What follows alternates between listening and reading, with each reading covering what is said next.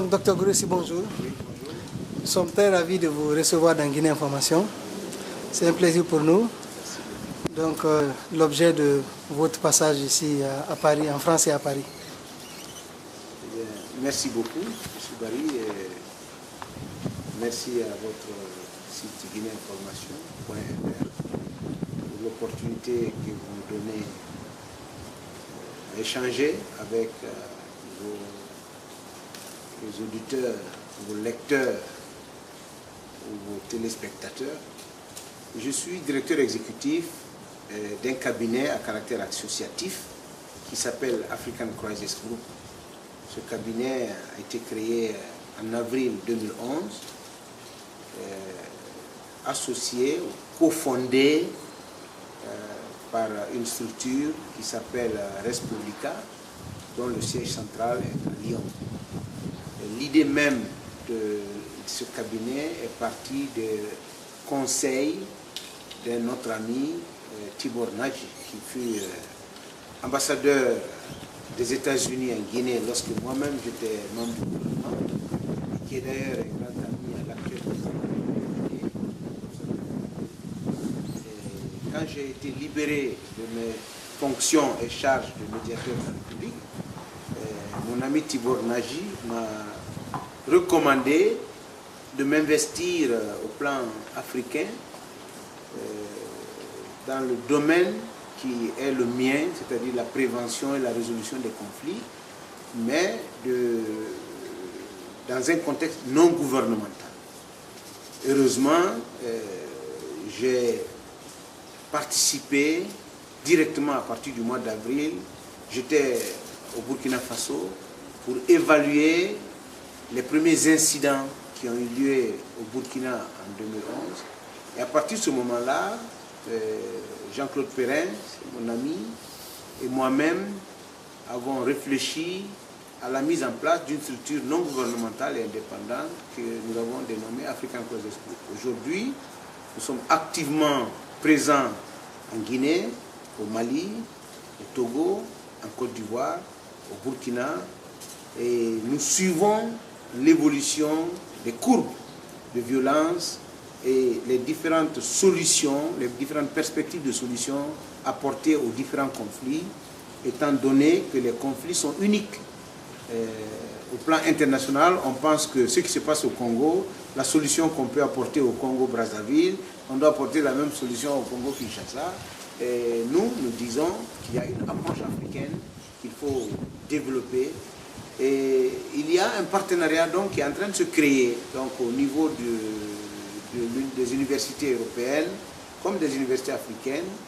Et il y a des contacts et aussi avec des institutions comme la francophonie. Donc je suis de passage à Paris dans le cadre de mes échanges avec le Collège de France. Il y a 2 professeurs avec lesquels je travaille sur les questions liées à la violence en Afrique. Et puis j'étais à Lyon dans le cadre de l'évaluation et des consultations. Nous avons beaucoup de partenaires informels, pas au plan politique, mais au plan universitaire, au plan associatif, tous ceux qui réfléchissent à la paix, à la consolidation de la paix, à la bonne gouvernance en Afrique, sont nos partenaires. Parce que c'est dans ce cadre que nous travaillons et c'est dans ce cadre que je me retrouve ici à Paris aujourd'hui. Vu les recrudescences des conflits de la sous-région, est-ce que la CEDEAO ou alors l'Union africaine vous apporte une certaine aide dans le cadre de... Et la particularité de notre structure, African Crisis Group, est que nous ne demandons pas de l'argent. Nous demandons une accréditation morale. Nous sommes indépendants au plan financier et intellectuel. C'est nous qui apportons. Donc, lorsque nous nous présentons dans un pays comme le Mali, par exemple, nous sommes arrivés, le coup d'État a eu lieu le 22. Je profite pour saluer le peuple malien pour la tenue du premier tour des élections hier, ce qui est une excellente chose. Donc, moi, je suis arrivé au Mali le 28 mars. Donc, hier, le 28 juillet, les Maliens ont voté.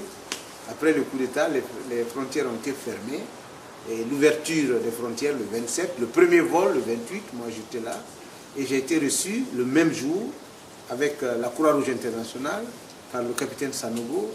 Et qu'est-ce que nous faisons par les circonstances? Lorsque nous sommes reçus, nous essayons de discuter avec le décideur, avec le leader, des aspects iconoclastes, des aspects inédits et des aspects comparables, ce qui se passe dans son pays, dans son contexte, par rapport aux autres États africains. Et nous essayons de le rassurer, si c'est ce qu'il faut, quant à l'attention qu'on doit lui porter, et nous essayons de le déconseiller, c'est ce qu'il faut, sur les conséquences d'une mesure, d'une décision, d'une attitude. Et puisque nous ne sommes pas assujettis à la précipitation des organisations internationales qui envoient leurs représentants en période de crise pour une semaine, 2 semaines, nous pouvons rester.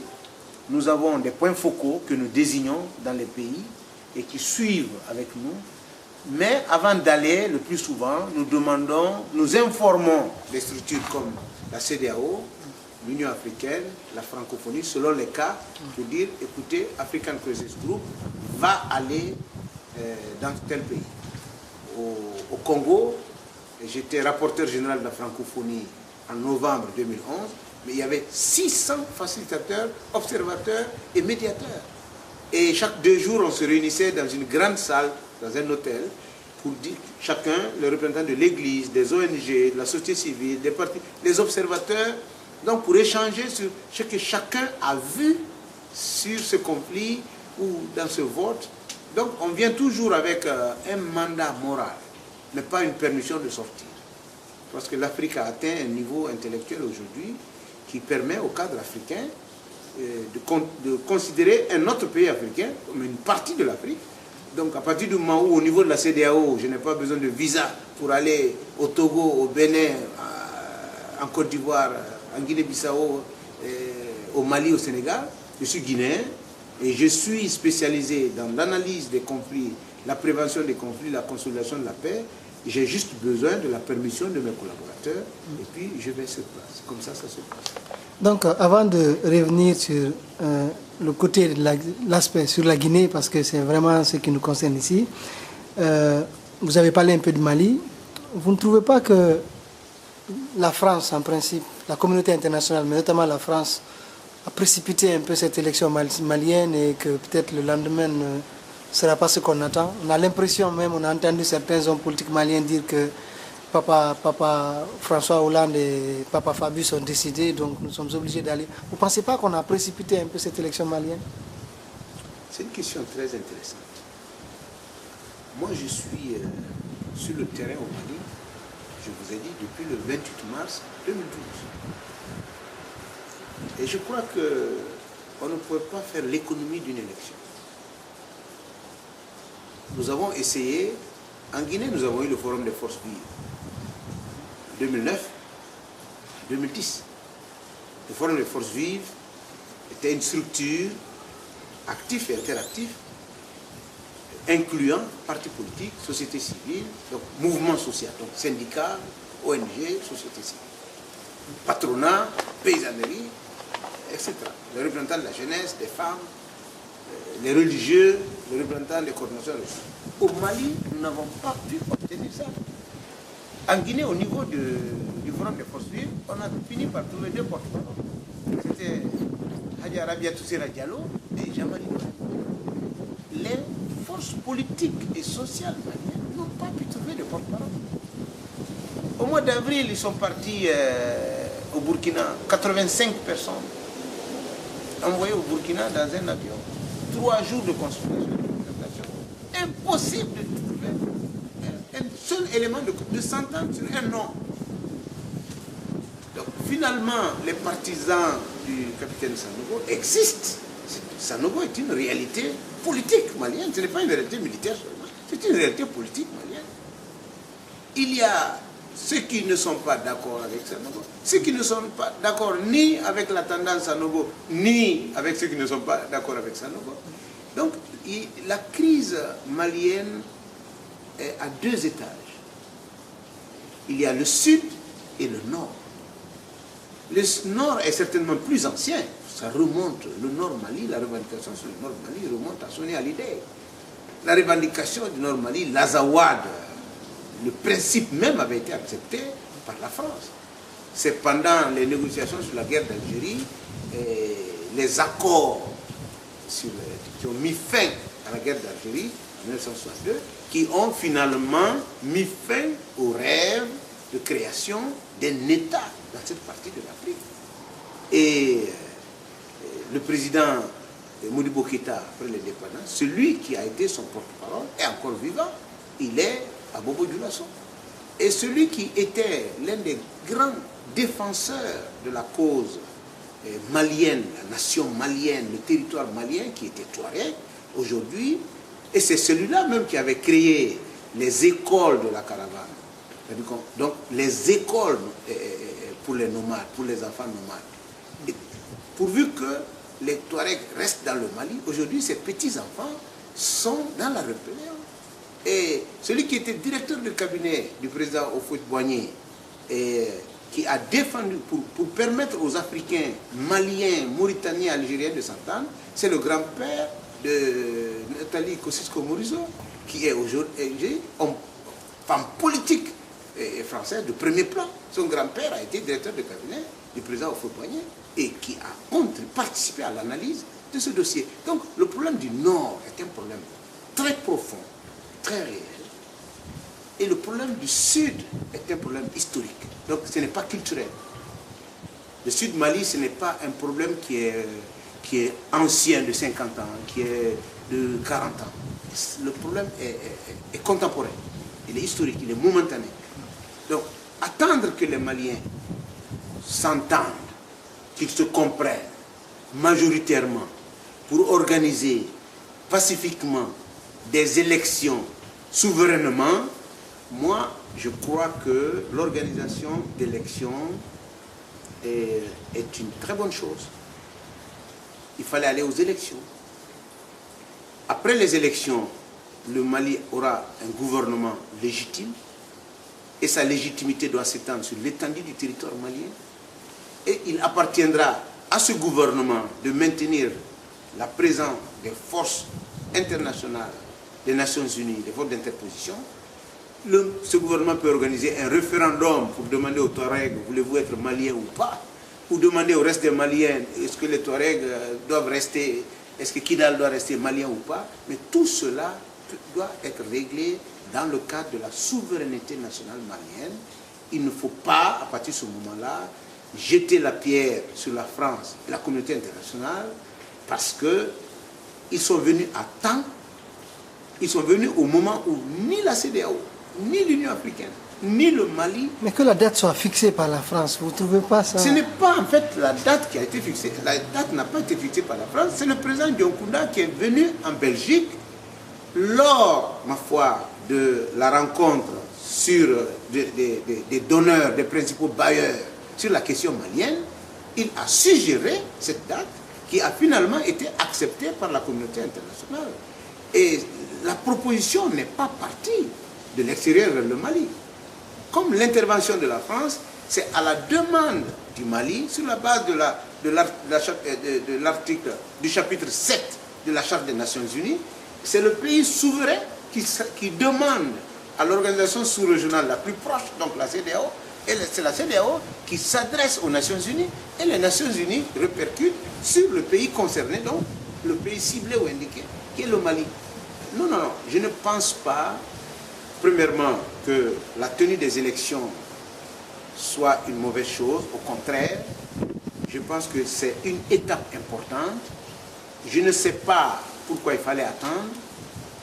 Le territoire est occupé à 99%, on peut même dire politiquement à 100%, juridiquement à 100%. Il y a des défaillances. On en connaît au Mali, on en connaît dans d'autres pays. Et je ne suis pas de l'avis, c'est vrai qu'il y a beaucoup d'hommes politiques maliens qui pensent qu'il y a de la précipitation, il y a de la bousculade. Mais ce que je regrette, c'est qu'on ne nous propose pas une solution de remplacement par rapport à ça. Donc allons aux élections, l'Afrique est une, tous les maux que connaît le Mali aujourd'hui sont les mêmes mots que nous connaissons en Guinée, en Côte d'Ivoire, au Sénégal. Les États africains connaissent les mêmes mots. La différence, c'est qu'il n'y a pas le nord Mali, il n'y a pas les Touaregs au nord de la Guinée. On a les mêmes problèmes. Il faut aller aux élections. D'accord. Maintenant, pour revenir sur la situation de la Guinée, à un moment donné, vous étiez un peu dans la politique. Vous en êtes où avec la politique guinéenne? Vous-même, votre engagement politique, vous en êtes où?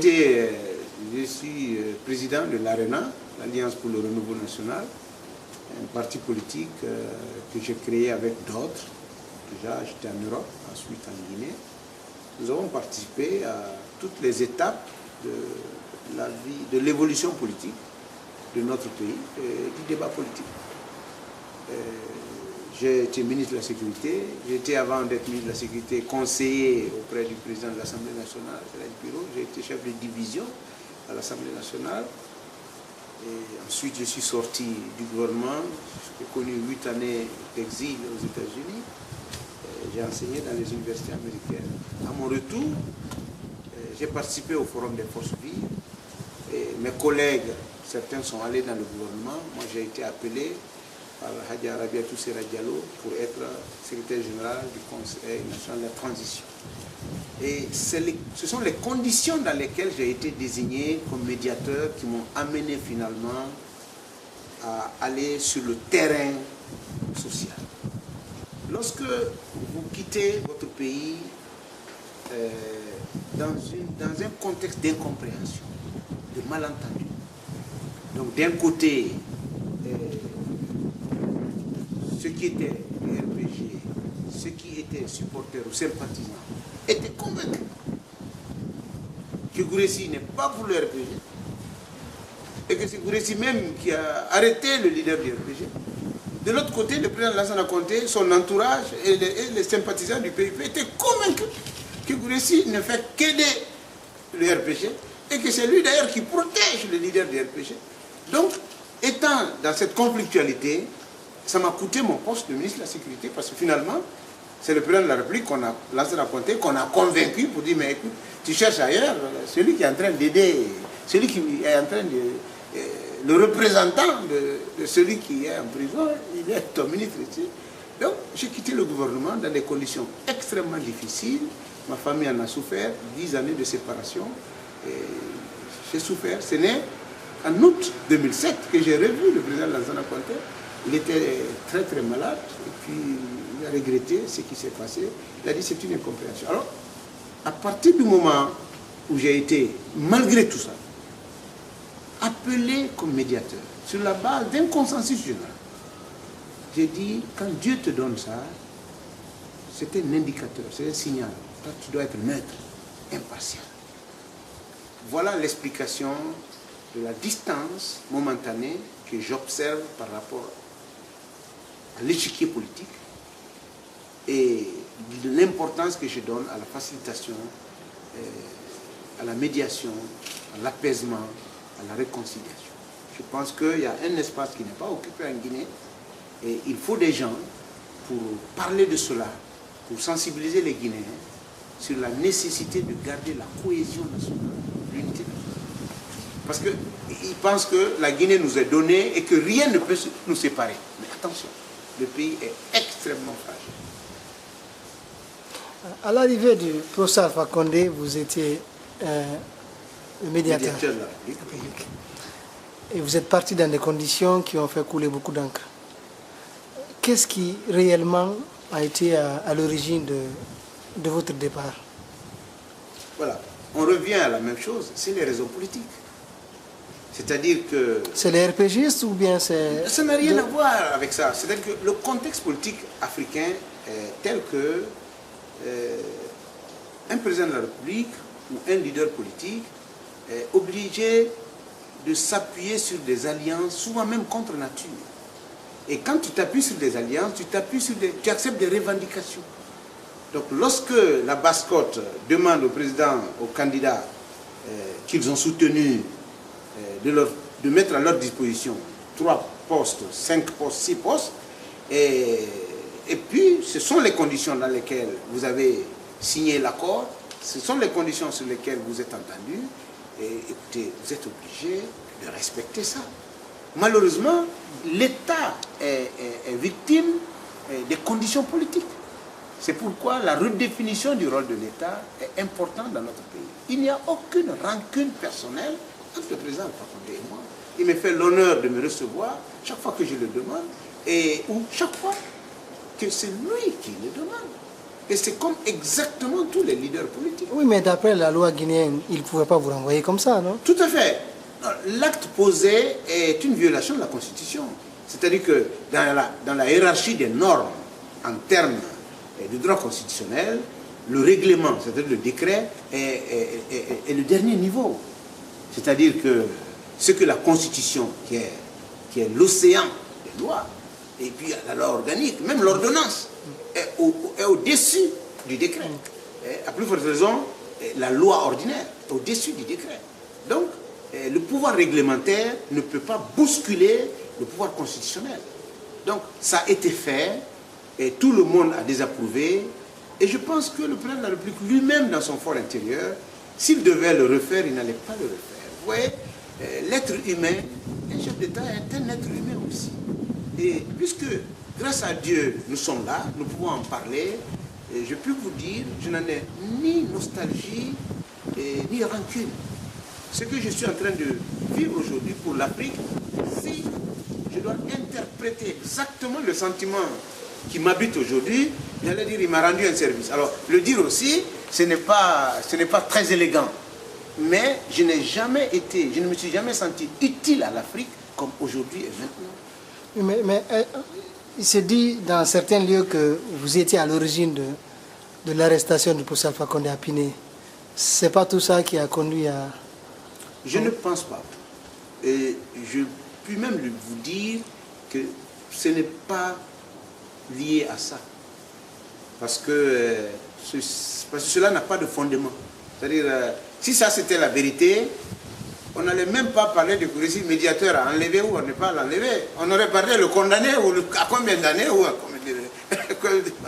Non, non. Écoutez, le président Alpha Condé a fait un effort intellectuel extraordinaire que les Guinéens n'ont pas remarqué. À New York, au cours d'une conférence, j'ai demandé, il y avait beaucoup de Guinéens. J'ai dit, qui d'entre vous, amis du RPG, ennemis du RPG, ne connaissant pas le RPG, qui peut me témoigner ici que le professeur Alpha Condé ait dit une seule fois que c'est Kourissi Condé qui l'arrête? Qui peut me le témoigner? Est-ce que vous avez vu dans Jeune Afrique? Est-ce que vous avez vu dans Le Monde, dans Libération, dans un journal guinéen? Qui est-ce qui peut me le témoigner? Jusqu'aujourd'hui, je n'ai pas de réponse à cette question. Premièrement. Et deuxièmement, je suis complètement étranger à l'arrestation du professeur Alpha Condé. Je n'étais pas au courant. Je ne savais pas. C'est moi qui ai informé le président de la République le même jour, à 22h, que tous les leaders sont arrivés. Je dis, monsieur le président, Bamamadou est arrivé, sain et sauf, Siradji Diallo est arrivé, Alpha Condé est arrivé, Jean-Marie, tous les candidats sont à Conakry, la campagne s'est bien déroulée et tout est en ordre. Moi, j'informe le président de la République. Donc c'est réglé. Tard la nuit, 2h du matin, mon ami, c'est le Dalen Diallo, il m'informe, il dit, ah, Kourissi, attends, il y a quelque chose, je crois que Alpha Condé n'est pas là. Je dis, mais dis-le, qu'est-ce que tu veux dire? Il était là, tout ça. Les policiers qui ont accompagné témoignent qu'il était là. Ceux qui étaient en fonction, qui étaient chez lui, ont témoigné qu'il est rentré. On ne peut pas dire. 2 heures après, Kassori Fofana, le ministre des Finances, mon ami m'a dit, ah, moi aussi, je crois qu'il y a des choses qui se passent. Alpha Condé n'est pas connu. Et plus tard, au petit matin, c'est Kiridi Bangoura, qui était chef de cabinet du ministère de l'Intérieur, qui est aujourd'hui secrétaire général de la présidence de la République, qui m'informe, monsieur le ministre, je confirme effectivement que le leader du RPG a été à Piné, dans la sous-préfecture de Guémé-Bourema. J'ai commencé à prendre au sérieux. Et c'est après lui que le commissaire Souma, qui était le directeur de la police d'État, est venu me voir avec le journal de la police qu'on appelle L'Œil de l'Aigle, qui, en quelques pages, décrit rapidement, succinctement, sommairement, mais substantiellement, les événements survenus la veille au plan national et international.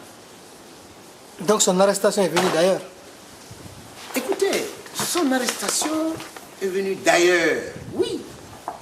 Mais lui-même, il a répondu à cette question, il a dit, ce sont les militaires qui m'ont arrêté. C'est ce que le professeur Alpha Condé dit. Il n'a jamais dit autre chose. Je ne sais pas qu'est-ce qui explique cette sorte d'accrochage. C'est-à-dire que nous sommes dans un pays qui est en difficulté, dans un pays où l'État est fragilisé par la fragilité des institutions étatiques. Nous sommes dans un pays où la moindre manifestation peut entraîner des dizaines de morts. Nous sommes dans un pays qui, après beaucoup de transitions, a connu une transition militaire, une transition militaro-civile avec le général Sékou Konaté, et aujourd'hui une transition politique civile. On n'en sort pas. Il y a un cadre guinéen qui dit « Je suis en politique, j'ai été en politique, mais compte tenu de la mésentente, de l'incompréhension, du fossé qui se creuse entre les communautés guinéennes, entre les leaders guinéens, entre les forces culturelles guinéennes, je suis obligé d'engager un dialogue, une réflexion d'ensemble. » Cela n'a rien à voir avec l'arrestation d'Alpha Condé. Je considère que le président Alpha Condé peut remercier le bon Dieu aujourd'hui parce que, tristement, notre pays a un record de victimes politiques qui est incomparable dans la sous-région. Mais le seul qui s'en est sorti sain et sauf, sans égratignure, avec toute la lucidité qui lui a permis d'être président de la République, c'est Alpha Condé. Donc posez-moi la question, qui l'a aidé? Il dit qu'il l'a arrêté. Vous comprenez? Si vous le dites, mais ceux dont leurs pères, les grands-pères, les cousins sont morts, ils vont dire, mais pourquoi pas nous? Mais nous avons enterré 54 personnes. Personne ne s'intéresse aux coupables de ces phénomènes-là. C'est ça qui est intéressant. À partir du moment où il n'y a pas la moindre des preuves, moi, le président Sima, qui est aujourd'hui président de la Cour suprême, pendant le procès du professeur Alpha Condé, en octobre 2000, moi j'ai été convoqué. Convoqué et dénoncé par les témoins du gouvernement, pas les témoins d'Alpha Condé, par les témoins du gouvernement pour dire que c'est moi qui voulais aider le professeur Alpha Condé à sortir de la Guinée. Il y a même deux de ces témoins qui ont dit que je les ai donné des passeports guinéens pour aller se former en Côte d'Ivoire à cet effet. Le président Sima, il est vivant. Cellou Dalein, il est là. Il est le principal protagoniste du professeur Alpha Condé. Demandez-lui. Kassory Fofana est là. Ce que je regrette au fond de moi-même, quand je pense au rôle que ces personnes, Cellou Dalein Diallo, Kassory Fofana, Hassine Fofana, Sanoussi Zainoul, Lamine Kapi Kamara, ministre des Affaires étrangères, et moi-même, avons joué au sein du gouvernement en faveur de la libération du professeur Alpha Condé. Et que je vois ces hommes aujourd'hui sur la scène politique comme adversaires, ça me fait de la peine. Il y a un témoin majeur de l'arrestation du professeur Alpha Condé qui était ministre des Affaires étrangères, qui était, je dis témoin parce qu'il était un diplomate, le diplomate autorisé. Lorsque j'ai reçu le document du commandant, du commissaire Souma, je suis allé à la présidence, on ne m'a pas permis de rentrer. Dans le bureau du secrétaire général, il y avait une réunion. Je suis arrivé, je voulais rentrer. On a dit, la secrétaire m'a dit, ah, on a dit que si vous venez, de ne pas vous laisser rentrer. C'est de là-bas que je suis retourné dans mon bureau. J'ai quitté mon bureau à 11 h. Au lieu d'aller à la présidence, je suis allé dans le bureau de Kassory. Dès que Kassory m'a vu, il a dit, ah bon, tes policiers sont trompés. Alpha Condé a été arrêté hier. J'ai dit, ah bon? Il a dit, oui, attends, je te passe le président. Il a pris le téléphone, il a appelé le président. Le président Bourressi est là. Voilà comment j'ai pu parler avec le président. Il était 11 h. Et, président, bonjour, bonjour. Oui, écoute, il va venir dans l'hélicoptère. Ils sont déjà arrivés à Kisidou. Il va arriver à Conakry, chercher un appartement. Tous les leaders n'ont qu'à rester jusqu'à la proclamation des résultats. Il dit, président, est-ce que vous me permettez de vous dire une chose? Il dit, oui. J'ai dit, il voulait sortir?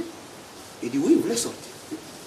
Conduisez-le à Bessia, à l'aéroport de Bessia, président. Il dit, non, c'est pas ce que je te demande. Préparer les conditions de son accueil, après on verra tout ça. Voilà.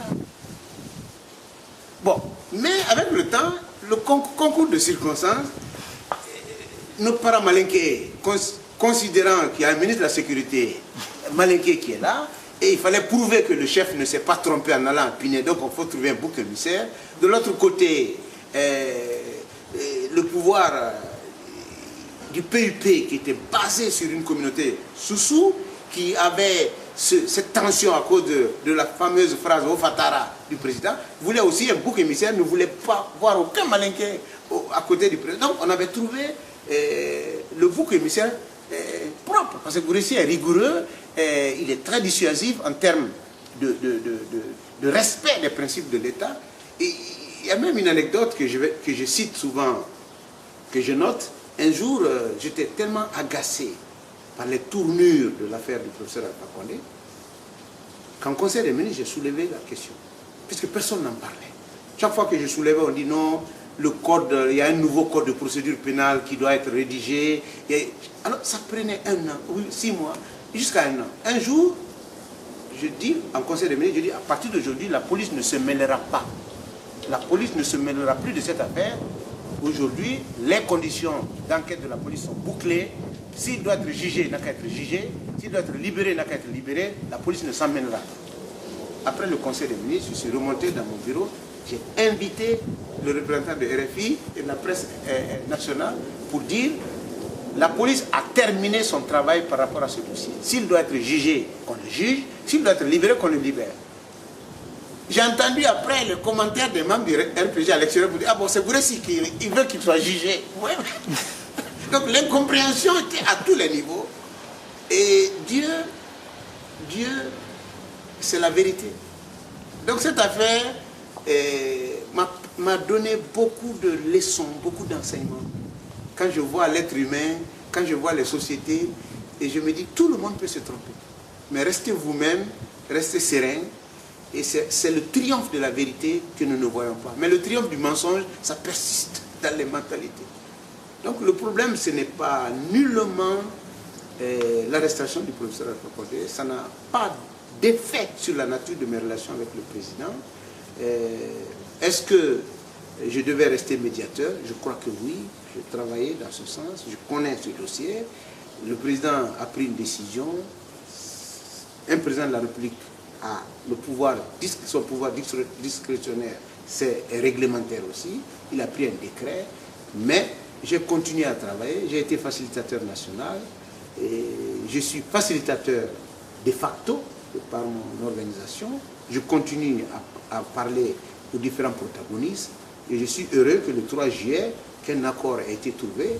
J'ai regretté que l'opposition ait gaspillé tout le mois de mars pour n'avoir pas accepté le schéma que j'ai proposé et finalement accepter ce schéma parce que la communauté internationale l'a demandé. Je l'ai regretté. Nous avons perdu 2 ans et demi, nous avons perdu beaucoup d'argent, dégâts matériels, pertes en vie humaine.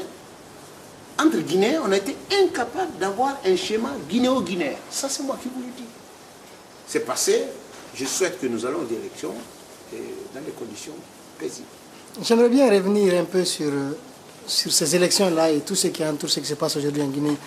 Mais pour revenir un peu sur la genèse disons, du décès du général Lansana Conté, vous ne pensez pas qu'on a bousculé un peu trop d'Addis avant de terminer les constitutions, le code électoral, ou même de commencer par les élections législatives avant de passer aux élections présidentielles? Vous ne pensez pas qu'on s'est précipité rapidement? Moi, je ne pense rien. Moi, je considère que ce sont les Africains. Il nous appartient de montrer à la communauté internationale que nous sommes capables de trouver des solutions à nos problèmes. Et lorsque nous tournons autour de la date des élections législatives pendant 2 ans, qu'est-ce que vous voulez? Est-ce que les gens nous font confiance? Nous pensons que c'est la faute du président, ou nous pensons que c'est la faute de l'opposition, nous pensons que l'avantage c'est le président, le désavantage c'est le président. Non, non. La communauté internationale, c'est le pays, la sécurité internationale, la mondialisation, la globalisation, l'économie mondiale. Tout est lié là. Donc, lorsque vous n'êtes pas capable de proposer une solution, on vous bouscule. C'est-à-dire qu'on n'évolue plus à vase clos. C'est pourquoi nous sommes pressés que la CEDEAO prenne toute la dimension panafricaine, sous-régionale, qui remplace les États, qu'une structure sous-régionale puisse se substituer aux États à des niveaux très très précis qui sont à étudier. Alors, le président Dadis a pris le pouvoir dans des circonstances exceptionnelles et difficiles. Mais la transition n'a pas commencé par la prise du pouvoir du président Dadis. Le président Lansana Conté a été malade et pratiquement incapable d'assumer ses hautes fonctions d'homme d'État depuis 2002. La constitution, l'aménagement ou le réaménagement de la constitution en 2002, est-ce que c'était nécessaire? Dire le président malade doit rester président à vie. Mais il faut voir la source du problème. Ça, c'est pas la Belgique qui a fait, c'est pas l'Amérique ou la France, ça c'est guinéo-guinéen. Et le président Dadis, au moment où il prenait le pouvoir, il n'y avait presque pas d'État. Les syndicalistes ont commencé en 2006 ces revendications. Finalement, c'est devenu politique. Donc, quand le président Dadis a pris le pouvoir, il y avait la classe politique qui est aujourd'hui en face du président Alpha Condé, plus le président Alpha Condé lui-même. Vous voyez, individuellement, tous ces leaders politiques, chacun de nous, hommes politiques et hommes publics, chacun de nous a une expérience de la gestion de l'État. Chacun de nous. Avant, tu pouvais demander à un Guinéen pour être ministre, il est pressé. Nous, aujourd'hui, si tu nous demandes, on vient avec nos conditions. On a déjà servi. On veut que ce soit d'autres qui servent maintenant. Puisque dans cette mondialisation, dans cette globalisation, il y a de la place, il y a la matière pour la compétition. Nous, on va à la compétition internationale. Donc, je ne pense pas que le président Dadis ait été particulièrement bousculé. Je crois que les États africains, la fragilité des institutions étatiques est telle que le terrorisme, la drogue, le crime organisé peuvent avoir raison sur les États. Parce que ça imbibe beaucoup d'argent. Et ça fragilise les pays pauvres, le fonctionnement de l'administration par la corruption. Donc lorsque la gouvernance n'est pas capable de gérer ça, d'encadrer ce phénomène et que ça lui échappe, donc ça met en cause l'existence des sociétés concernées, il faut que la communauté internationale intervienne. Il faut aller aux élections. Il faut la séparation des pouvoirs. Donc, le président Dadis, ma foi, a retardé. Moi, j'ai parlé avec le président Dadis le 9 septembre, avant d'aller aux États-Unis. Je lui ai demandé personnellement, est-ce que je peux me permettre de dire à la communauté internationale, à travers une conférence de presse, qu'il va rester jusqu'en 2011. Et ce que moi je lui propose, c'est de renoncer à sa candidature. Il a dit non, je serai candidat. Ensuite, il m'a reçu avec Kassori Fofana, qui lui a dit, monsieur le président, toute enquête que vous devez faire me concernant, concernant ma gestion financière, je vous prie de le faire. N'ayez aucun doute. Je ne crains rien sur ces questions. La seule chose que je vous demande, ne soyez pas candidat. J'étais là aussi. Donc, si le président Dadis n'avait pas dit qu'il serait candidat, moi je pense qu'on ne serait pas allé. Et finalement, les événements du 28 septembre, du stade du 28 septembre, sont venus quand même dramatiquement démontrer qu'il fallait achever cette forme de transition. Et c'est ça. Maintenant, sur le lendemain même des crimes du massacre du 28 septembre, on avait entendu tous les hommes politiques, M. Sidia Touré, M. Seldal Ndiallo, Lansana Kouyaté, y compris le professeur Alpha Condé, avaient appelé, je l'ai entendu sur RFI, à la mise en place d'une commission d'enquête. Aujourd'hui, le professeur Alpha Condé est au pouvoir depuis plus de 2 ans. Jusqu'à aujourd'hui, on n'a pas l'impression que la justice guinéenne veut se charger de ce dossier. Quelles sont vos impressions sur ça? Moi, je n'ai pas cette impression. Vous savez, la justice pénale est très lente. Parce qu'elle a justement l'obligation morale de déterminer avec certitude la culpabilité des personnes qui sont en cause. Il faut des preuves irréfutables et concordantes. Surtout dans ce cas de figure, c'est presque crime contre l'humanité. C'est le tribunal pénal international qui collabore avec la justice guinéenne en la matière. Ils ont les points focaux sur place. Moi, je pense qu'on se précipite. Il y a des cas en France ici, puisque nous sommes à Paris. Quand on pense, c'est vrai, ce n'est pas le même chapitre, les comptes de campagne d'Edouard Balladur. Mais il y a combien d'années de cela? Il y a 20 ans. On en parle aujourd'hui. La justice pénale est très lente parce qu'elle est très sûre. Donc, il ne faut pas aller à la précipitation. C'est vrai que ça fait de la peine de voir des personnalités qu'on considère, à tort ou à raison, mêlées à un événement, voire exercer encore d'autres fonctions, voire dans d'autres activités. Mais notre société a évolué. On ne va pas laisser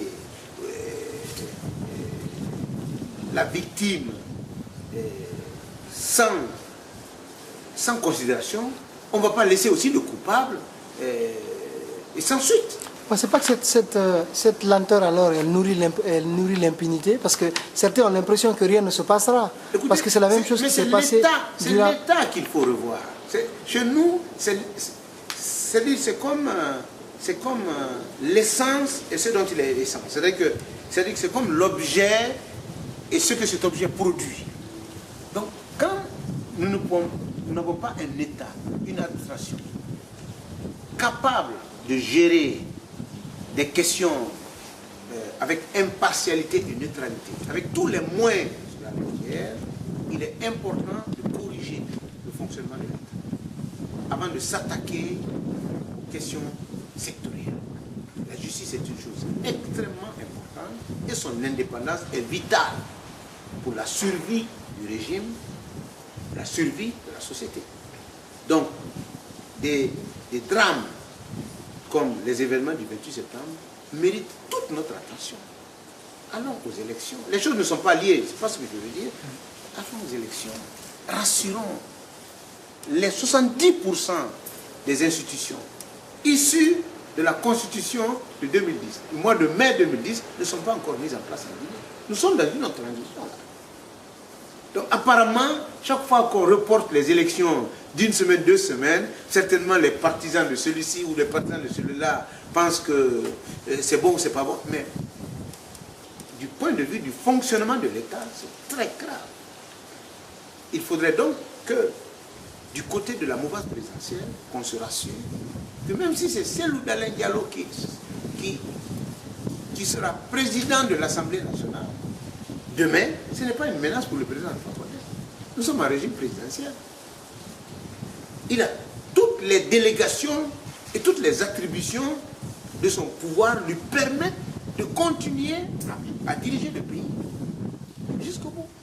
Et si c'est un représentant de la mouvance qui est président de l'Assemblée, il faudrait, dans ces conditions, que l'exécutif soit respectueux du statut de l'opposition et chacun de nous veillera, travaillera à ce que cette opposition soit respectée. Mais d'ici là, que les leaders acceptent de se côtoyer, de s'interroger, de se parler et de démontrer à chacun de nous que c'est l'intérêt général qui est plus important que l'intérêt individuel et privé des uns et des autres. Donc, la lenteur du processus, du fonctionnement de la justice, le manque de séparation des pouvoirs, l'impunité contre la corruption, contre les crimes politiques, contre la violence, signifie fragilité de l'État.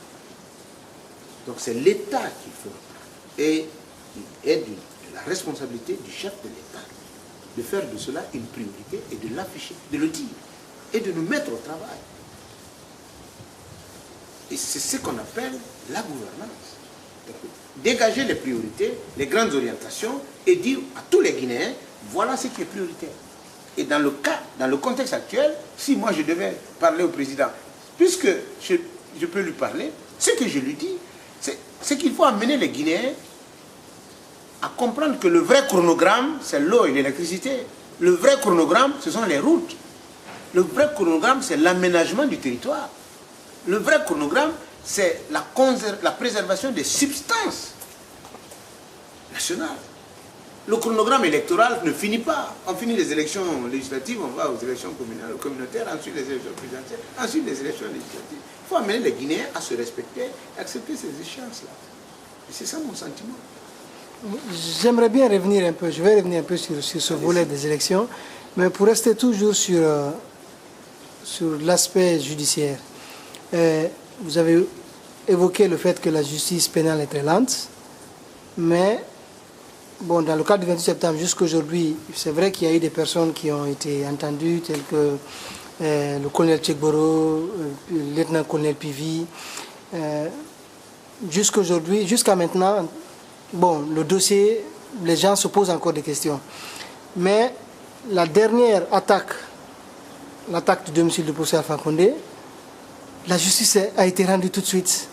Vous ne trouvez pas là qu'il y a deux poids, deux mesures? Quand c'est le président qui est concerné, on rend la justice tout de suite, et quand c'est le peuple, on attend encore. Il n'y a pas un souci à ce niveau? Écoutez, ce n'est pas le même thème. Moi, je comprends votre souci et je le partage. Que vous le croyez ou pas, je partage le fait que les événements du 28 septembre n'aient pas été suivis d'une action judiciaire. Mais l'explication que je donne n'est pas politique. C'est la fragilité des institutions étatiques dans notre pays. On va d'une situation, c'est-à-dire que moi j'étais secrétaire général du Conseil national de la transition. Entre le général Sekouba Konaté, qui tous les lendemains voulait dire, écoutez, prenez ce pouvoir-là, je m'en vais, et le Premier ministre Jean-Marie Doré, qui est chef d'un parti politique qu'on interdit de se présenter aux élections présidentielles alors qu'il a toujours été candidat, et les autres partis politiques. Alors, qui avait le pouvoir en Guinée? Alors, qui devait juger? Donc, il y a la réalité qu'il faut appréhender et il faut questionner la société dans ses capacités. De quoi nous sommes capables, à quel moment. Donc, les événements du 28 septembre ont été très malheureux, pleins d'enseignements. Et je souhaite que, quel que soit le temps que cela mettra, que toute la lumière soit faite sur ces événements. En ce qui concerne l'attaque du domicile du président de la République, ce n'était pas une manifestation qui a été réprimée par des militaires, inconnus a priori. Dans ce cas de figure, c'est un attentat, une tentative d'assassinat ciblée, selon les termes. Des auteurs ont été appréhendés ou considérés comme tels sous le sceau de la présomption d'innocence. La justice a suivi son cours. Est-ce que je partage la manière dont ce dossier a été préparé, composé et géré? Je n'en suis pas certain. Je pense qu'on aurait pu faire autrement. Et ça, c'est mon sentiment. Est-ce que je considère que le stade du 28 septembre est moins important que l'attaque du domicile du président, ou l'attaque du domicile du président plus important que le stade du 26 septembre? Non. Les cas de crime sont des cas de crime. Et quand l'État fonctionne normalement, tous ces éléments-là doivent être complètement gérés, rapidement gérés, pour permettre aux citoyens d'avoir confiance à sa justice. Dormir tranquille pour dire notre pays a une justice. Ça, c'est le challenge. C'est la responsabilité qui engage les magistrats de notre pays. Les magistrats du parquet, les magistrats du ciel, tous les magistrats. Il faut travailler à l'indépendance de la justice. Notre pays a formé des magistrats à l'intérieur comme à l'extérieur. Et ce n'est pas seulement le président de la République. Chacun de nous est concerné. Parce que ce n'est pas cette absence de justice-là qui nourrit un peu le communautarisme. Parce que quand on voit, comme la communauté malinké, qui s'est retrouvée en 1985 pourchassée, il suffit que vous soyez un capitaine Diakité, Condé ou autre, automatiquement, si vous ne passez pas aux armes, vous devez vous exiler ou trouver où vous cacher. Qui fait que cette communauté aussi s'est repliée, comme la communauté Peul aussi au temps de Sékou Touré. Chaque communauté essaie de se replier ou d'aller voter ou de s'abriter vers quelqu'un qui vient de sa région. Ce n'est pas cette absence de justice qui crée toute cette situation-là? Je suis d'accord avec vous. Sans commentaire, je suis d'accord avec vous. Je pense que le réflexe ethnique, ethnocentrique, est un repli identitaire. C'est l'absence de l'État, l'absence d'une gouvernance équilibrée qui amène les citoyens à devenir des ressortissants. C'est-à-dire, lorsque tu es citoyen de Dalaba, citoyen de Kankan, de Sigiri, de Zirekoré, de Macenta, c'est parce que tu fais confiance à l'État et à la justice. Tu connais ses droits et on respecte tes droits. Tu crains la loi. tu respectes la loi. Mais nos pays sont très fragiles. La Guinée a connu une série de transitions. Notre accession à l'indépendance et les conditions de notre accession à l'indépendance nous ont fragilisés. Nous étions les seuls dans tout cet aéropage. Nous avons appris à gérer un État, battre monnaie, créer une armée, mettre en place une école, les hôpitaux, former des Guinéens pour qu'ils viennent rapidement s'occuper de ça. Et cela dans un contexte de guerre froide, entre des blocs. Et il fallait prendre un camp, il fallait choisir un camp. Et la gestion de cette période n'a pas été toujours la meilleure. Du point de vue du traitement de l'adversité, je le reconnais. Aujourd'hui, en tirant les leçons, ce n'est pas de s'attaquer au fils de celui ou au petit-fils. Non, ce n'est pas ça la solution.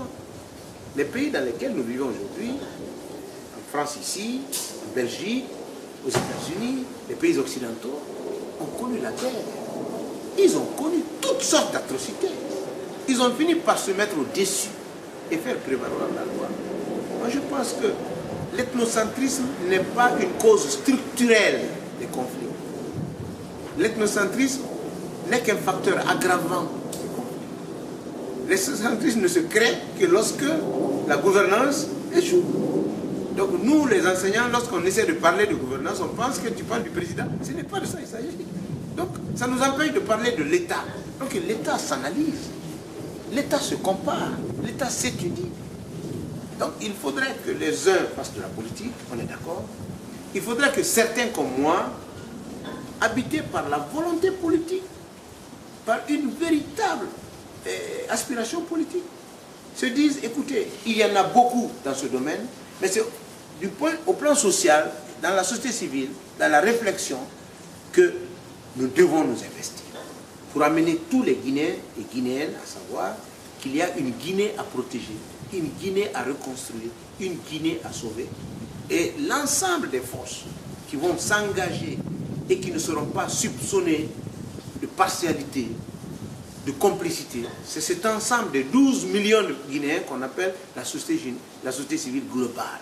Et c'est à cette société que moi je m'adresse pendant toute cette tournée au nom de la structure que je représente, African Causes for Me. Comment vous voyez maintenant, si je revenais un peu sur nos coordinations régionales, parce qu'elles s'occupent trop de politique, j'ai l'impression. On a vu entre les deux tours une coordination venir dire que notre candidat ne participera pas si certaines conditions ne sont pas réunies, et si notre candidat, etc., l'autre coordination, chacune.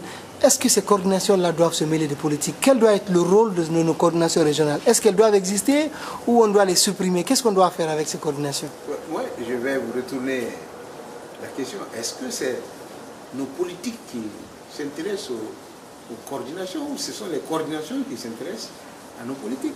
C'est nous qui sommes politiques. C'est quand vous sortez à Conakry, ou vous allez à New York, à Bruxelles, à Paris, ici, et chaque Guinéen est politique quelque part. Les coordinations sont le reflet d'un mécanisme traditionnel, culturel. Ils n'en sont pas les représentants, mais c'est le reflet. Parce que ces choses-là ont existé chez nous. Mais le multipartisme n'avait pas existé chez nous. Donc traditionnellement, le conseil des sages, la case du doyen, l'arbre à palabre, le cercle des femmes, l'association des jeunes de même âge, le CERE,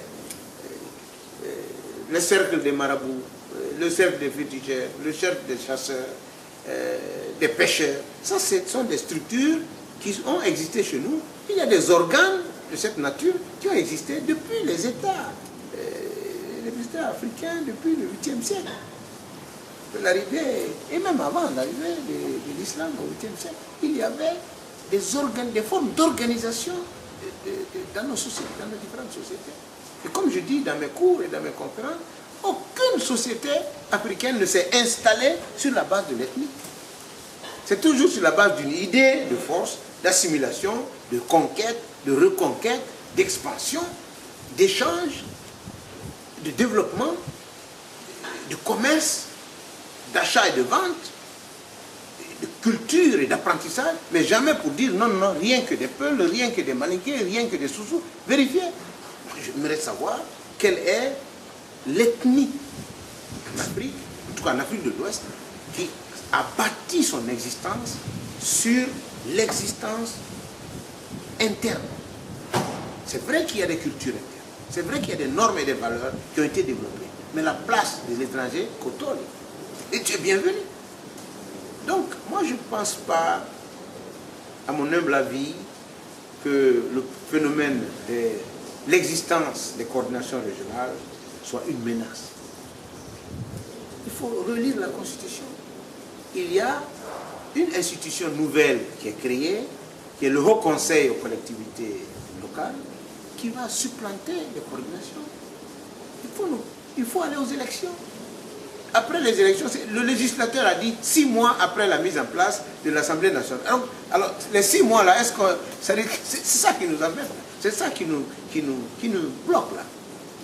Les coordinations seront supplantées par un organe, une institution étatique. Donc, les coordinations sont déjà happées là. Ils seront assimilés. Il y aura un organe comme un Sénat qui va s'occuper des questions des villages, des districts, des communes, sur le plan du consensus et de la subsidiarité. C'est-à-dire que toutes les propositions, tous les sujets à discuter en termes de développement économique et social seront discutés à la base et remontés au sommet. C'est prévu par la Constitution. Mais avant de mettre en place cette institution, il faut qu'il y ait une assemblée. Mais moi, je n'avais pas prévu qu'on aurait passé 2 ans sans faire vraiment les élections. Donc, à qui la faute? Moi, je ne cherche pas de coupable. Moi, je ne juge pas, je constate. Je regrette, je constate. C'est-à-dire que à qui la faute est une question très intéressante. Si tu demandes à l'opposition, c'est bien fait pour le président. Oui, mais le changement du président de la CENI, le rejet du fichier électoral et d'autres questions, tout ça n'a pas été à l'origine de ce blocage-là. Mais écoutez, c'est la société qui produit ça. C'est-à-dire que quand un phénomène social ou un phénomène politique perdure, c'est qu'il y a une partie de la société qui est consentante. Et c'est de ça qu'il s'agit. C'est-à-dire que si tu vois tous ceux qui ont accepté de discuter sur le cas de l'OCENI, mais il n'y a pas que des Soussous. Il n'y a pas même l'OCENI, c'était Sangaré. Oui, le général Sangaré. Sangaré ne devait pas rester là pour conduire ces élections. Parce que Ben Sekoussila est décédé, il fallait trouver, il y a un manque de consensus, un manque de confiance, mais ça se reproduit là. À l'époque, on disait c'est le président, mais lorsqu'on a dit à l'opposition de désigner un facilitateur national, l'opposition a dit non, il faut un facilitateur international, il faut amener les Guinéens à de meilleurs sentiments. Il faut amener le Guinéen à extérioriser son amour. Savoir que la démocratie, c'est une succession de générations, une succession de projets, une succession de valeurs, une succession d'hommes. Et c'est comme le loto. Ça s'arrête, un gagnant, et ça commence aussitôt à tourner. Mais chaque fois, tant qu'on a l'impression que le pays appartient à une personne, à une communauté, à un groupe de personnes, on combat le pays là. Le simple fait de penser que c'est telle ethnie qui est au pouvoir, ce sentiment même te met contre ton propre pays. Il faut considérer que le président de la République n'est pas propriétaire du pays. Il n'est en tout cas pas plus propriétaire que toi. C'est en cela que tu deviens un bon adversaire ou un bon partenaire. Parce que à partir de ce moment-là, tu es un bon interlocuteur. Et même si c'est le président de la République lui-même qui se met en désaccord, qui se met à l'encontre de ce que je viens de dire, il faut considérer que ce n'est pas conforme à la vision normale et au fonctionnement normal de la société. Et il faut le dire. Donc, à qui la faute? Aux Guinéens la faute. Quel est le seul chef d'État guinéen que la Guinée ou les Guinéens ont considéré comme bon? Mais qui devait prendre le décret? Mais quel décret? Le décret de convocation des électeurs pour les législatives. On avait un fichier, on avait un président de la CENI, et à la sortie des élections présidentielles, les ambassadeurs accrédités à Conakry sont allés rencontrer à l'opposition, en ce moment, dont le leader est Cédric Diallo et le président et la mouvance.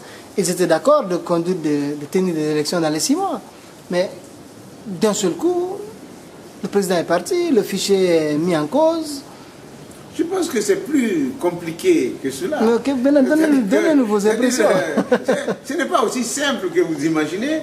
C'est vrai que à l'avènement du professeur Alpha Condé, tout le monde, comme lui prioritairement, tout le monde pensait que c'est dans 6 mois on allait faire les élections. Mais on a oublié du coup que la CENI, qui avait préparé les premiers tours, reporté à plusieurs reprises pour des défaillances constatées, était encore là, la même CENI. Et les lois qui régissent, donc le règlement intérieur de la CENI, et la loi organique qui doit régir le fonctionnement de la CENI, étaient en difficulté.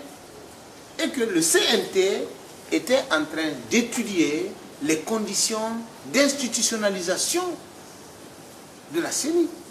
Parce qu'à partir du mois de mai, il y a une nouvelle CENI qui était annoncée par la Constitution. Donc, il faut que les politiques guinéens soient en phase avec la Constitution guinéenne. Donc, de 2011 à fin 2012, nous avons demandé au président, avec insistance, de créer les conditions objectives et subjectives d'une concertation nationale. On a tout fait. Et on avait l'impression qu'il y avait un blocage au niveau du président. Nous avons négocié à des moments donnés très durs. On a fini par arracher le remplacement de Luceni Camara. Mais fini par arracher quand même. Et le président, il l'a nommé. Les autres ont dit, mais il ne devait pas le nommer. On a dit non. Mais c'est un citoyen.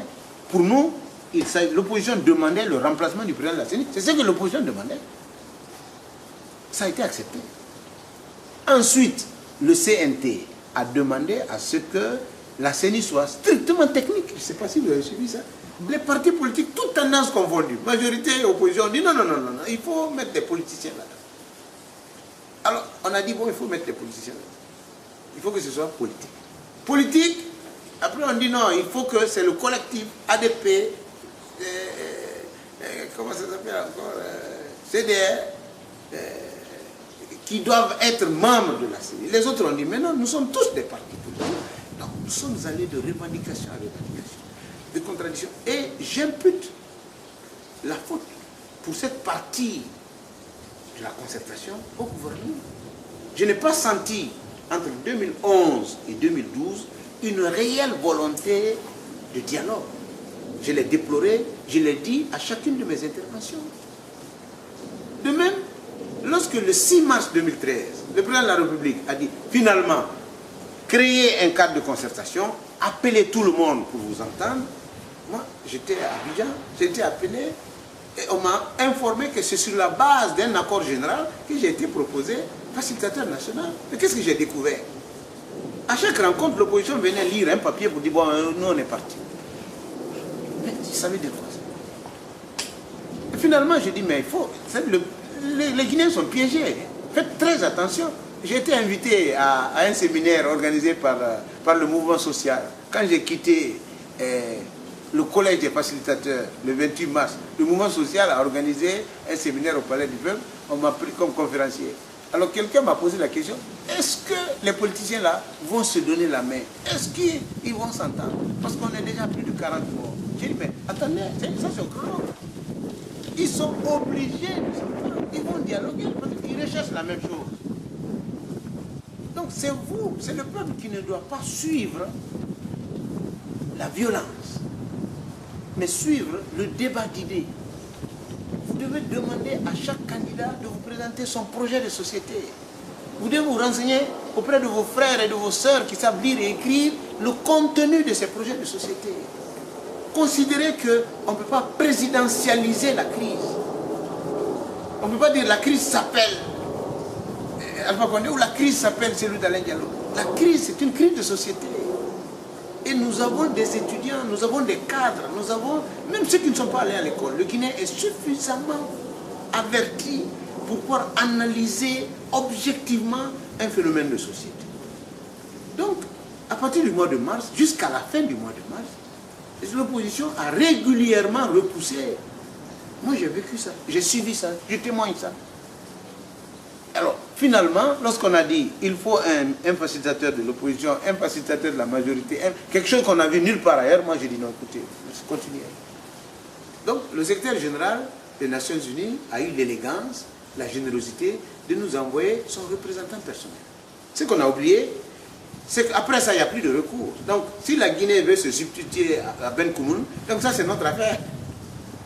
Donc, nous sommes allés dans un contexte de paix, pas un contexte de rébellion et de guerre. On est allé à la médiation internationale. C'était trop gros. Même au sein de l'opposition, on pouvait trouver un médiateur. Au sein de l'opposition, sur la base du serment. Et pourquoi vous n'avez pas été accepté quand on vous a proposé? Moi, j'ai été accepté. C'est moi qui ai suspendu. Oui, mais pourquoi vous avez suspendu? Oui, parce que la configuration ne me convient pas. Pourquoi on doit choisir un seul facilitateur international pour coordonner et un facilitateur à gauche et un facilitateur. C'est-à-dire qu'un facilitateur représentant l'opposition, un facilitateur représentant la mouvement. Où est le facilitateur guinéen? Moi, je voulais être facilitateur guinéen ou rien. C'est de ça qu'il s'agit. Il y a des attitudes. C'est vrai qu'on est tous toujours portés vers les honneurs, vers les rémunérations, les perdiennes, dans les contextes. Mais je ne suis pas obligé de faire ça. La conception de la facilitation, c'est la neutralité, l'objectivité. Mais si on trouve qu'on ne peut pas trouver un Guinéen neutre, objectif, capable de se tenir à équidistance et de dire les choses selon son intime conviction, si on n'est pas capable de trouver ça, ça c'est très sérieux. Le suffrage universel a élu le président à une majorité courte, mais une majorité quand même. Il a automatiquement toute la légitimité. Mais nous sommes un régime présidentiel. Après lui, il y a Cellou Dalein Diallo qui venait immédiatement après lui. Autant il faut le considérer, respecter le président par son statut, autant il faut respecter Cellou dans sa situation. Parce qu'il y a toujours des élections. Donc le problème est sociétal. Le problème est mental. Le problème est guinéen. Oui, parce que ce qu'on n'arrive pas à comprendre, notamment surtout de la part de la présidence, parce que moi je pense que l'intérêt surtout de la paix aujourd'hui en Guinée, le professeur Alpha Condé en a plus besoin, parce que lorsqu'on fera le bilan sur cette période-là, on oubliera certainement certains hommes politiques, on ne parlera que du président Alpha Condé, c'est la gouvernance du professeur Alpha Condé de telle date à telle date, comme on parle de Sékou Touré, on a même oublié pratiquement ses opposants. Et pourquoi on bloquait sur le vote des Guinéens de l'étranger? Pourtant, la Constitution, les lois ne l'interdisent pas. Et en même temps aussi, l'affaire Weimar, on sait dans quelles conditions Weimar a été introduite en Guinée. Pourquoi la mouvance bloquait cela, à votre avis? Je vais d'abord commencer par le premier aspect de votre question. Beaucoup de personnes disent en Guinée, c'est le président Alpha Condé qui perd s'il n'y a pas la paix. Moi, je ne suis pas chez eux. Moi, je perdrai s'il n'y a pas la paix. Moi, je ne suis pas président Alpha Condé. Moi, je suis citoyen guinéen. Moi, je perdrai. Je ne veux pas qu'il n'y ait pas la paix. Et puis, je ne pense pas que ce soit le président seul qui va endosser la catastrophe. Que Dieu nous en garde. Chaque Guinéen est fondamentalement concerné. Nous sommes dans des sociétés où il y a des personnes vraiment qui vivent mieux qu'un chef d'État, financièrement, économiquement. Ils ne savent même pas. Ça, c'est quand il y a la paix. On va dans un hôpital quand on est malade. On s'adresse à un commissariat. On va à la banque. On va à l'assurance. On demande un logement. On demande une assistance, sécurité sociale pour les enfants, pour la famille. On choisit les écoles. C'est dans la paix. Et vous pensez que tout cela a un nom et un prénom? C'est-à-dire, ça s'appelle Sarkozy ou François Hollande ou machin. Justement, la fonction du chef d'État est temporaire. Et puis elle est même limitative. C'est pourquoi l'histoire de la Révolution française, le tiers-État a été remplacé par l'Assemblée nationale. Pour que les privilèges éternels soient remplacés par des mandats. Donc, premièrement, c'est vrai que le chef de l'État est le chef de l'exécutif, le premier magistrat de la nation, le garant de la Constitution, et beaucoup d'autres choses. Mais ceci dit, tant que lui-même ne donne pas la preuve manifeste de son incapacité à gouverner, la question n'est pas de savoir est-ce que c'est à lui la faute que c'est quand il n'y a pas la paix. C'est à chacun de nous. Premièrement. Deuxièmement, concernant le vote des Guinéens à l'étranger, vivant à l'étranger, moi j'étais secrétaire général du Conseil national de la transition. Je confesse devant vous que l'ambiguïté, les ambiguïtés, c'est dans le code électoral. Ce n'est pas ailleurs. Les gens ne lisent pas. C'est le code électoral qui dit, dans son article 3, 4, 5, que tout Guinéen a le droit de voter. Tout citoyen guinéen. Mais plus loin, l'article 164, il dit sur le territoire guinéen. Alors là où je suis, là, dans cet hôtel, je ne suis pas sur le territoire guinéen. Est-ce que je peux voter ici? Donc, l'ambiguïté au niveau du législateur a créé une autre ambiguïté. Sur la base de la jurisprudence. Parce qu'il n'y avait pas de tradition. On n'a jamais voté aux élections législatives en tant que Guinéen. À l'extérieur. C'est une nouveauté. Mais c'est le législateur qui n'a pas réglé la question. Donc, mais puisqu'on a politisé, et puisqu'il n'y a pas un débat neutre, donc quand quelqu'un vient parler, on dit non, tu parles au nom d'un parti. Donc moi, je me suis mis à équidistance entre les partis et je parle avec la société civile et j'ai la liberté d'exprimer ma pensée, mais j'ai tout fait pour rappeler aux uns aux autres, pour dire, regardez la loi, là, le problème c'est ici. Mais personne ne m'a écouté. De même, c'est une avancée remarquable de constater qu'avec l'insistance de l'opposition, le président de la République a fini par accepter le principe du vote des Guinéens vivant à l'étranger. Et plus personne n'en parle. Mais c'est une avancée de notre constitution. Il faut fêter ça. Il faut immédiatement commencer à analyser ça. Il faut que les juristes, les sociologues, il faut que les travailleurs, il faut que les immigrés, il faut que la diaspora, il faut que les consultants commencent à examiner immédiatement ce phénomène pour que ce soit garanti, pour que ce ne soit pas fragile et temporaire. Mais dès qu'on a dit, tout le monde a laissé, plus personne n'en parle. Et on va aller aux élections législatives avec cette question, mais ce n'est pas réglé pour autant. Sous quel format? Est-ce que la question, est-ce que la Cour suprême a déjà été saisie de la question? Sur quelle base ça a été réglé? On dit on va revenir au fichier de 2010, mais ça ne suffit pas. Donc il y a une discussion nécessaire. Bon, il y a les circonscriptions des élections présidentielles qui seront certainement retenues. Je ne veux pas rentrer dans ce débat, c'est trop tôt. Je souhaite tellement que nous allons aux élections que je ne veux pas rentrer dans les débats qui puissent bousculer, mais je souhaite vivement qu'après les élections législatives, que la nouvelle Assemblée clarifie substantiellement la question liée au vote des Guinéens vivant à l'extérieur, parce que le Code électoral dit il faut 1000 citoyens enrôlés pour ouvrir un bureau de vote.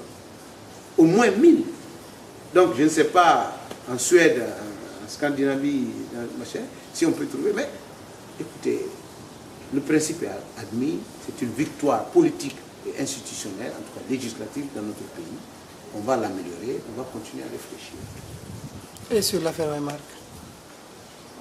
C'est vrai que l'affaire Waymark nous a préoccupés, mais la communauté internationale nous a donné toutes les garanties de sécurité et de transparence.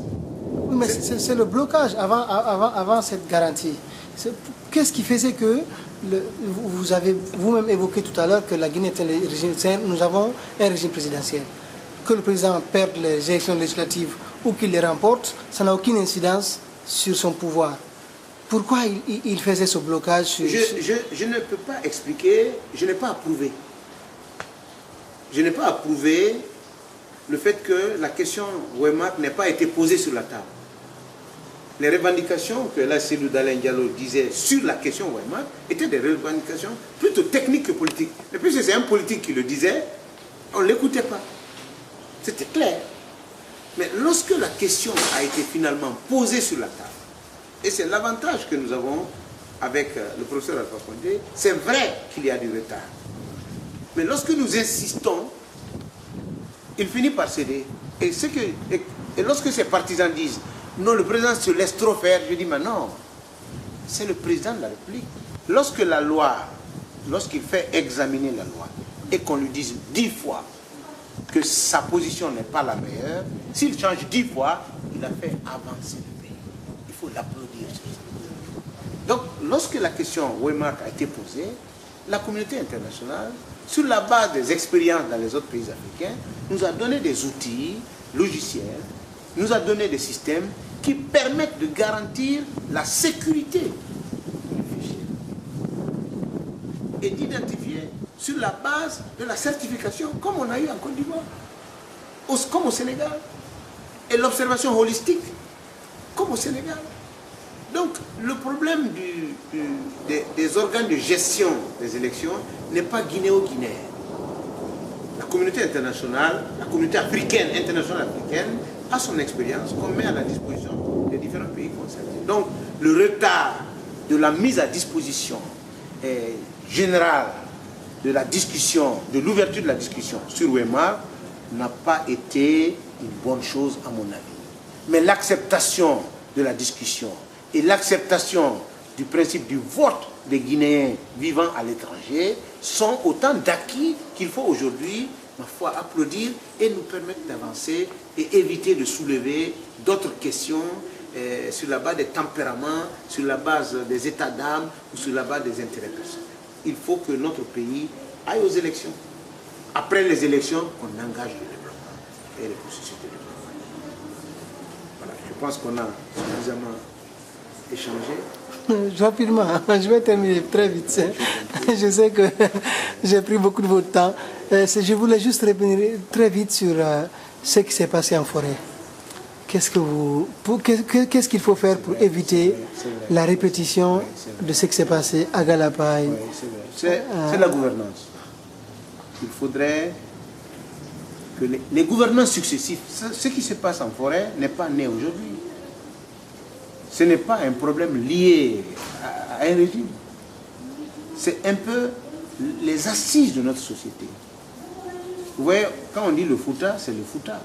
C'est-à-dire que, c'est pourquoi moi, je partage ce qu'ils disent Halipoula, c'est-à-dire tout ce qui parle le Poula.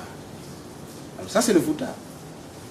Et la Basse-Côte, c'est le Soussou. Ça ne veut pas dire qu'il n'y a pas d'autres ethnies là-bas. Et les Bagas, et les Migi-Forêt, et d'autres. Alors, mais on dit les Soussous. Alors, quand on dit la Haute-Guinée, c'est les Malinqués. Ce n'est pas dire qu'il n'y a pas d'autres communautés ethniques, sous-groupes là-bas. Mais en forêt, on dit la forêt. C'est parce qu'il y a, heureusement, des communautés qui ont accepté la cohabitation et la coexistence pacifique. Mais cela crée en Afrique une superposition de cultures, de normes, de croyances, de valeurs. Lorsque, à Macenta, les Thomas et les Manias sont en conflit, on pense que c'est les Malinqués. Alors que c'est le Thomas Mania, qui est complètement différent du Konya et du Guérzé à Zérekouré. Alors, lorsque vous pensez que c'est les Malinqués contre les forestiers, vous faites preuve d'une méconnaissance de l'histoire du mouvement migratoire des populations. Lorsque vous allez dire les Malinqués sont venus en dernière position, mais qui est venu en première position? Entre Guérzé, Kissi, Kono, Mano et Thomas. Vous ne trouvez pas? Donc c'est regrettable, la violence a été inouïe et condamnable. Il faut que le gouvernement en fasse une priorité. Au-delà de toutes les considérations électorales et tout parti politique, tout leader politique qui récupère ou qui tentera de récupérer le phénomène de la forêt n'aura pas aidé le pays. Ma dernière question sur la presse. Aujourd'hui, il y a Lamine Guirassy qui a d'énormes problèmes par rapport à sa télévision. Il y a même le ministre de l'Information qui a dit que tant qu'il sera au pouvoir, il n'y aura pas d'espace TV. Qu'est-ce que vous allez à dire par rapport à ça? Moi, je suis solidaire de Lamine Guirassy. Je le soutiens et je ferai de mon mieux pour que le gouvernement accède à la pluralité, à la diversité dans les médias. Lamine Guirassy est un jeune talentueux qui a fait de l'innovation, qui a beaucoup de valeur. Et je souhaite qu'il y ait beaucoup d'autres comme lui. Et je suis sûr que le gouvernement finira par accéder, ma foi, à sa démarche. Vous allez lui apporter votre soutien? Ah oui, mon soutien est acquis, mon soutien est total. Et je ferai tout pour expliquer au gouvernement, à mes interlocuteurs, qu'on ne peut pas retarder ce qui est irréversible. C'est-à-dire votre génération, la génération de l'informatique, de la bureautique, la mondialisation, le savoir du Guinéen aujourd'hui est à tel niveau qu'on ne peut plus renverser, on ne peut plus éviter la faute. Il faut laisser aller, il faut être dans la compétition internationale. Merci, M. Gracia. Moi, je vous remercie.